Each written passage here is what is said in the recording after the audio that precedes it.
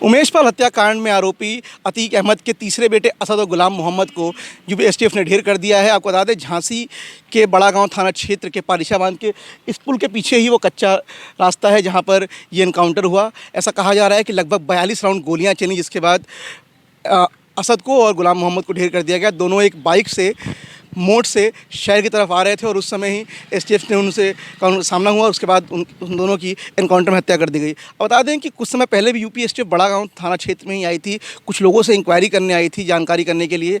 इसका मतलब है कि यूपी एसटीएफ को कहीं ना कहीं ये शक था कि बड़ा गाँव क्षेत्र में या झांसी में रह सकते हैं। मतलब यहाँ पे वरिष्ठ पत्रकार जो लंबे समय से क्राइम देख रहे हैं, लक्ष्मी नारायण जी, उनसे बात करेंगे। लक्ष्मी नारायण जी, किस प्रकार से देखते हैं आप इस पूरे घटनाक्रम को? देखिए, एक पत्रकार के नाते या एक आम आदमी के नाते भी जो हम लोग के पास जो सबसे पहली जो सूचना आई जैसे ही इनकाउंटर की, तो सभी लोगों के मन में उत्तर प्रदेश के मुख्यमंत्री का विधानसभा में दिया हुआ वो वक्तव्य याद आया कि जब प्रयागराज में वो घटना हुई थी और उसके बाद विपक्षी दलों के लोग मुख्यमंत्री को और बीजेपी को घेरने की कोशिश कर रहे थे, तब मुख्यमंत्री ने विधानसभा में जो बयान दिया था कि घटना में जो शामिल लोग हैं उनको मिट्टी में मिला दिया जाएगा।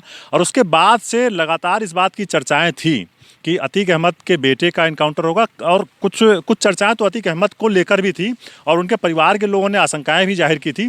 तो वो तमाम तरह की आशंकाएं जो हवा में तैर रही थी, आज जो ये इनकाउंटर की घटना हुई है और जिसमें अतीक अहमद के बेटे की जान गई है, उसके बाद ये पूरा मामला साफ हो गया है कि जो जिस तरह की आशंकाएं थी, जिस तरह की चर्चाएं थी, वो निर्मूल नहीं थी। और उत्तर प्रदेश के मुख्यमंत्री ने जो वक्तव्य दिया था, जाहिर सी बात है वो यूपी एसटीएफ उस लाइन पर काम कर रही थी और आज मुझे लगता है जाकर वो चैप्टर क्लोज हुआ है। जी, अतीक को 3 बार इसी रास्ते से प्रयागराज लाया गया, ले जाया गया, और ऐसा ये बड़ा गांव की थाना क्षेत्र से असद का मिलना क्या हिंट करता है? क्या इनकी कोई और योजना भी चल रही थी क्या कि अतीक को छुड़ाने की कोशिश, ऐसा कुछ?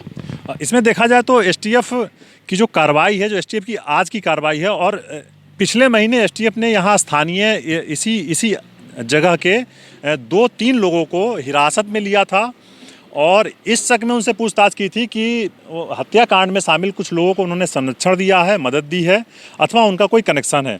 हालांकि उस समय उनके साथ केवल पूछताछ ही की गई थी, इसके अलावा कोई कार्रवाई नहीं की गई थी। लेकिन एसटीएफ का या पुलिस का अपना एक स्टाइल होता है काम करने का, और हमको लगता है उसी स्टाइल के तहत उन्होंने उनके खिलाफ कोई अग्रिम कार्रवाई नहीं की थी, लेकिन उनकी मॉनिटरिंग जारी थी।